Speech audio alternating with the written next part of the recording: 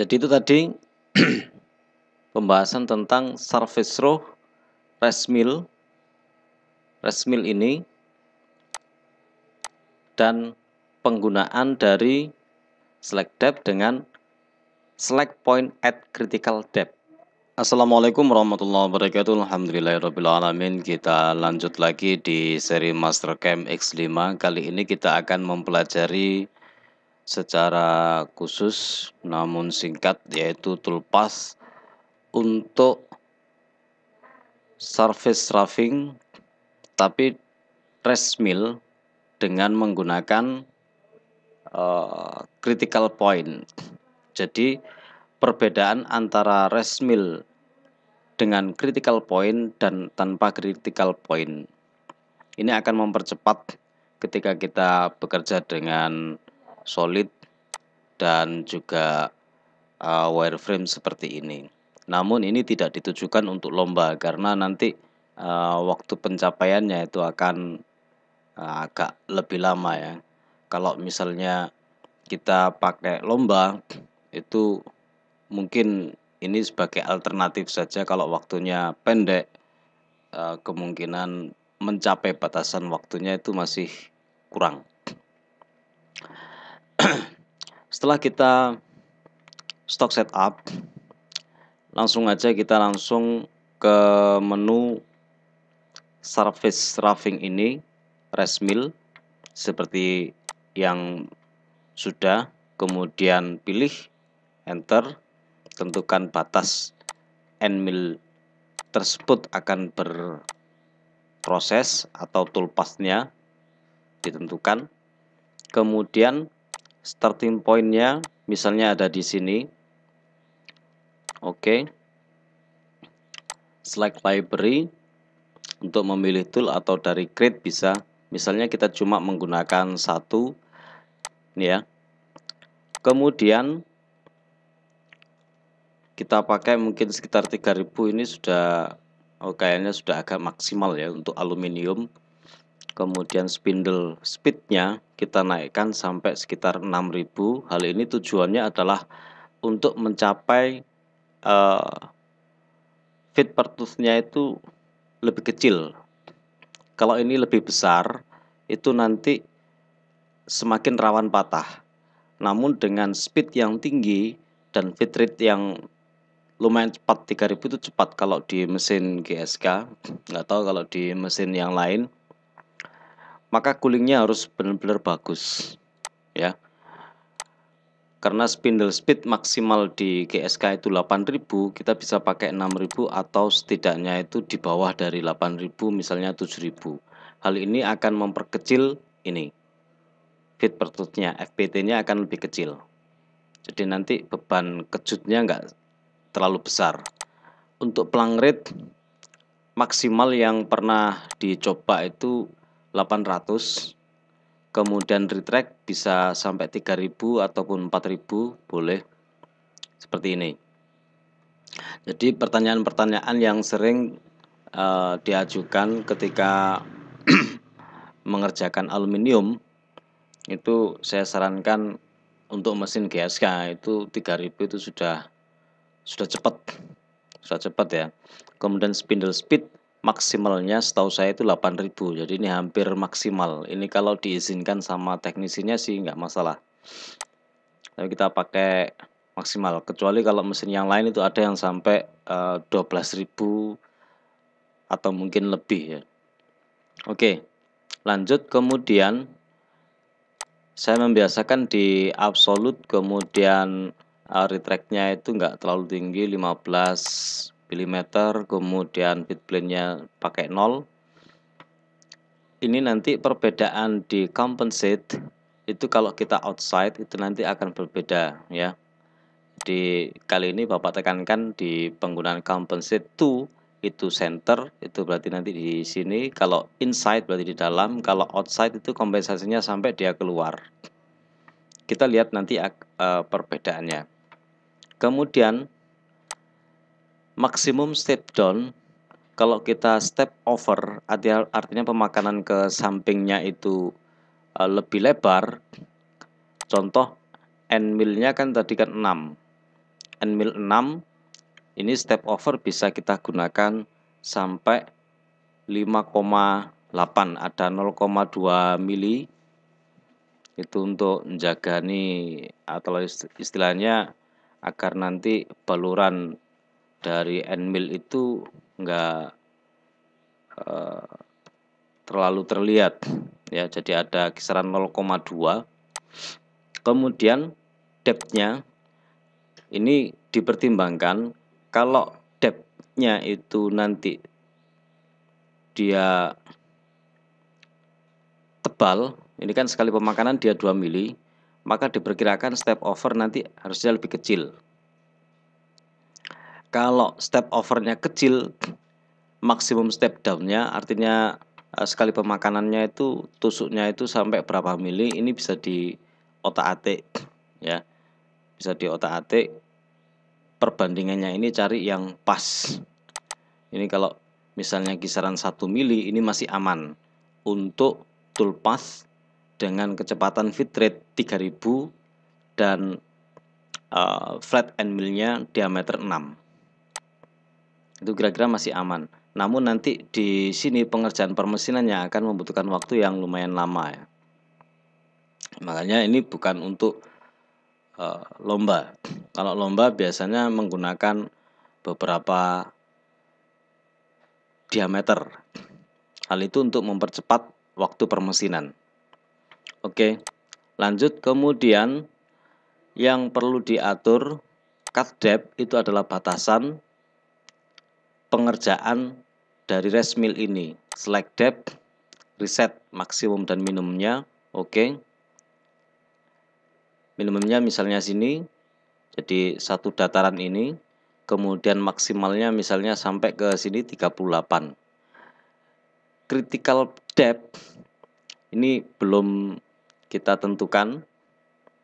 Nanti kita lihat perbedaannya antara menggunakan critical depth dan tidak. Oke, ini bisa di skip, kemudian oke. Kita tunggu prosesnya sampai dia selesai.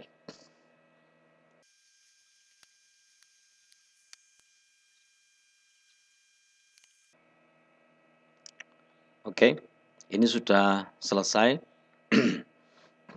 Kita lihat waktu permesinan yang dibutuhkan itu 29 menit ya, 29 menit. Kita lihat dari verify,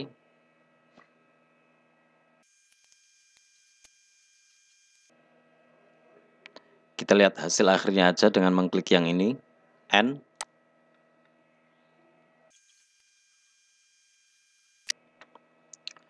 Kita lihat workpiece-nya, diperhatikan bagian yang ini tidak terkena ya.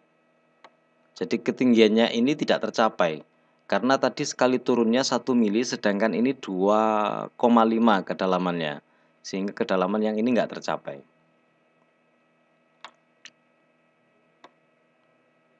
Kemudian kalau kita step overnya terlalu lebar, ini akan banyak bagian-bagian yang tidak termasining. Ya, bagian yang tidak termasining. Kita turunkan.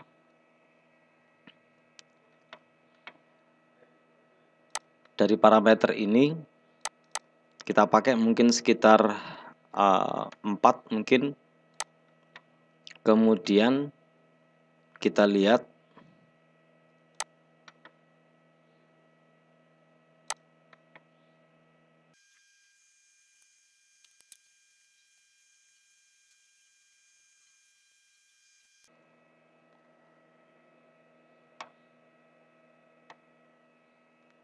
ya. Perhatikan dia tidak sampai makan samping sini, termasuk yang ini. Kemudian ketika kita lihat dari verify,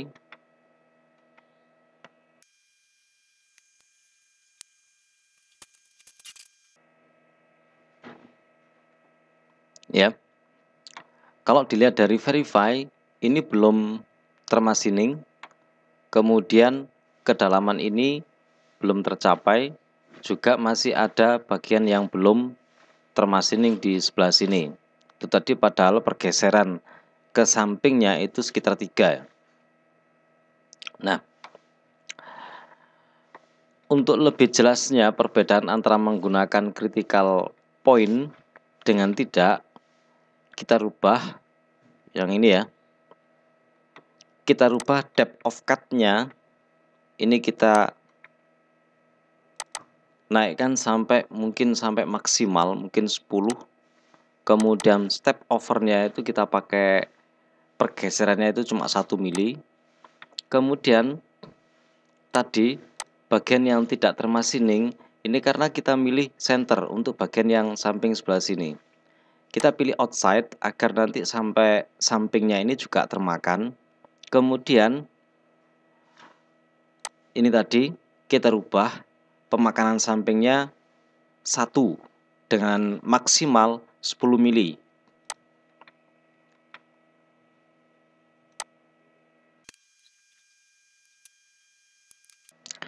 Jadi dia sekali turunnya tadi itu 10 mili maksimal ya.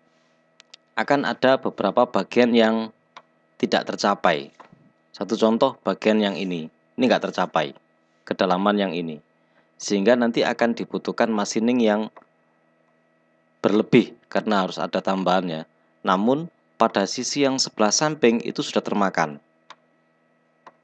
Kita lihat lebih jelasnya dengan verify.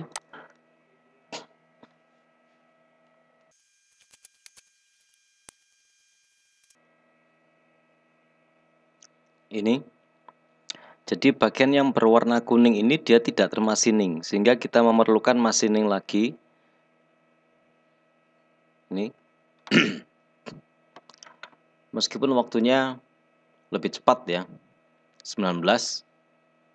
Kita lihat posisinya seperti ini.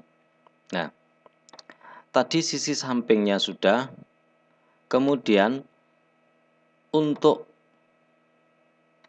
toolpath ini agar bisa sesuai dengan ketinggiannya yang ini kan ketinggiannya kan 3, kemudian 4 ya, kedalaman yang di lingkaran-lingkaran ini, hole-nya ini 4. Maka kita tentukan dengan critical tadi. Parameter, kemudian di depth of cut ini, cut depth ini, jadi maksimum step down-nya tadi kan 10, kemudian maksimum depth-nya ini 38, yang sebelah sini. Ini kita hilangkan dulu, clear, gitu ya. Di reset minimum and maksimumnya, atau tanpa kita reset pun tidak masalah. Jadi tadi ini langsung select depth, gitu ya. Ini masuk ke sini ya, nggak apa-apa. Diklik minimumnya, maksimumnya, kemudian critical depth. Critical depth ini adalah batasan kedalaman yang ingin kita capai, tapi tidak sampai pada batas maksimal cut off depth.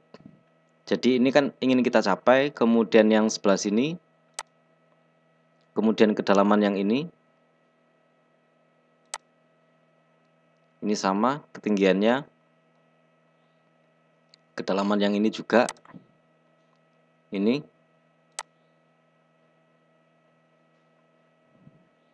kemudian yang ini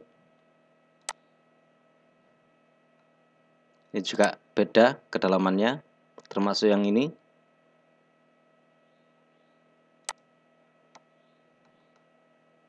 Oke, ini tadi ya.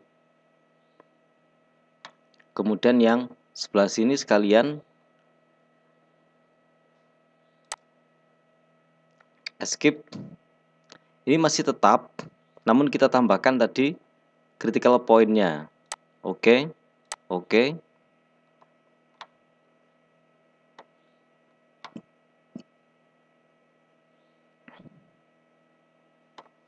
Kita regenerate all select operation.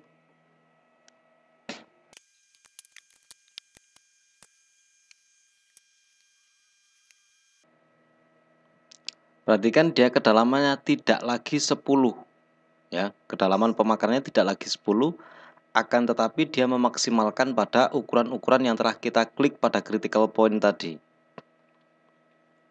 Kalau dilihat dengan verify,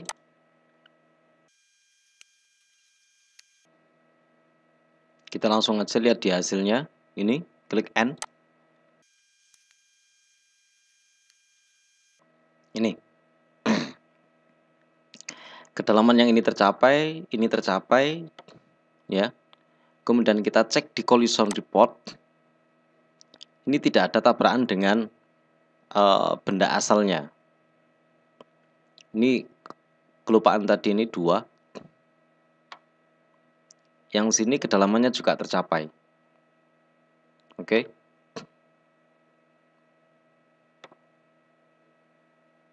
Jadi tadi meskipun kita pakai kedalamannya itu maksimal 10, akan tapi dia menyesuaikan dengan critical point yang kita gunakan. Satu contoh misalnya ini yang terlupakan tadi, kita tambahkan parameter, kemudian select depth. Kita langsung aja karena ini sudah select point at critical depth, yaitu pada critical yang ini, kemudian yang sebelah sini. Pokoknya di garis ini, kedalamannya kan berbeda Z-nya. Kalau sudah, escape, kemudian OK. Kita lihat di verify, namun akan diminta untuk regenerate. Klik OK saja, karena tadi tidak kita regenerate.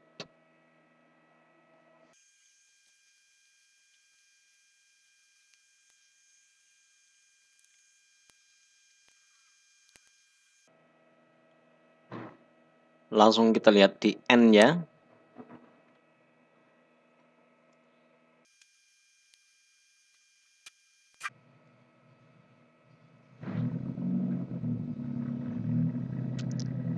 Oke.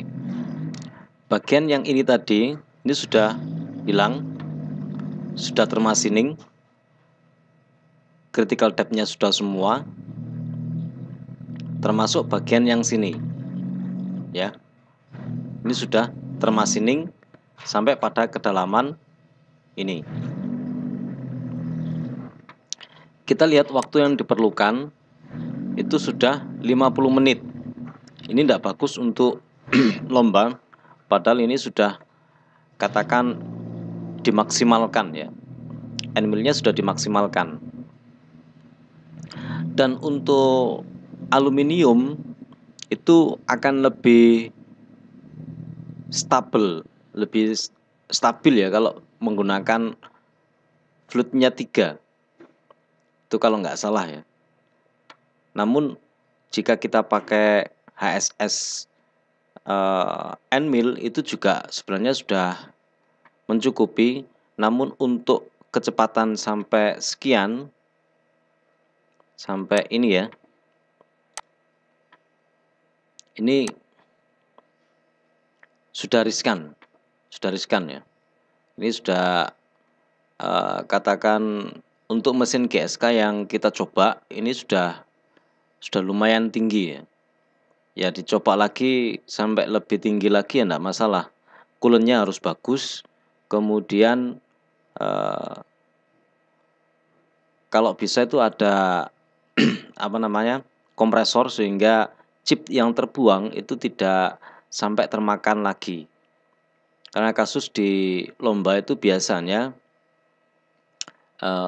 N-millnya itu tumpul karena terlalu panas, tidak sesuai ini antara feed rate dengan spindle-nya. Spindle-nya terlalu rendah atau terlalu tinggi, kemudian ini rendah sehingga dia banyak bergesekan dengan aluminium dan akhirnya timbul panas berlebih sehingga chip yang mestinya terbuang itu ikut berputar di N-millnya. Mungkin sekilas itu.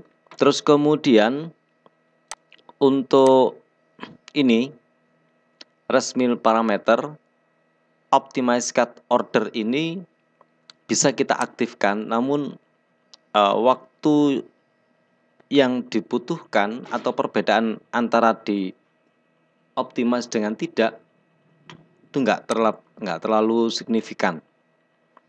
Jadi perbedaannya nggak terlalu signifikan. Kita coba lihat ya.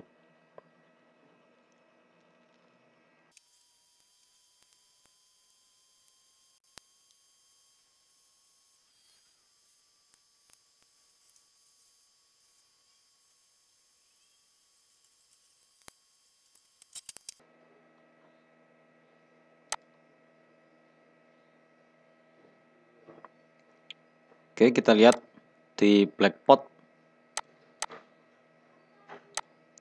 Jadi waktu yang diperlukan itu 45 menit. Dan ini kurang bagus kalau misalnya kita di lomba ya.